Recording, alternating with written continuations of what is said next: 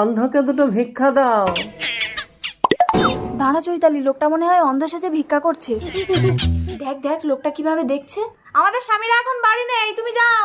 লীলাদি, লোকটা অন্ধ কিনা আমি এক্ষুনি প্রমাণ করে নিচ্ছি। লোকটাকে ঘরে ঢুকে আমার গায়ে সব কাপড় খুলে ফেলবো। লোকটা যদি অন্ধ হয় তাহলেও কিছুই দেখতে পাবে না। তারপর ওকে ভিক্ষে দেবো, নইলে কিন্তু আমাদের স্বামীরা ভীষণ বকবে। এই যে ঘরে উঠে এসো। কোথায়, কোন দিকে? ভেতরে এসো। এইবার অন্ধের চালাকি ধরা পড়বে। অন্ধ সেজে ভিক্ষা, তার মানে সত্যিই অন্ধ। না গো লীলাদি, দুটোই লাইট কাটা। ঠিক আছে, এবার আমি একটা পরীক্ষা করে দেখি। এই নাও ভিক্ষা দিলাম। এই, তুমি আমার ব্যাগ থেকে চাল তুলে নিলে কেন? তুমি কি আন্দাজে বলছো নাকি? আন্দাজে কেন বলবো, আমি নিজের চোখে দেখেছি। তুমি চোখে দেখতে পাও? হ্যাঁ। লীলাদি, যা হওয়ার হয়ে গেছে, তোমার দেওরকে সব কিছু বলো না। চৈতালি, পেছন করে দেখ ওটা কে।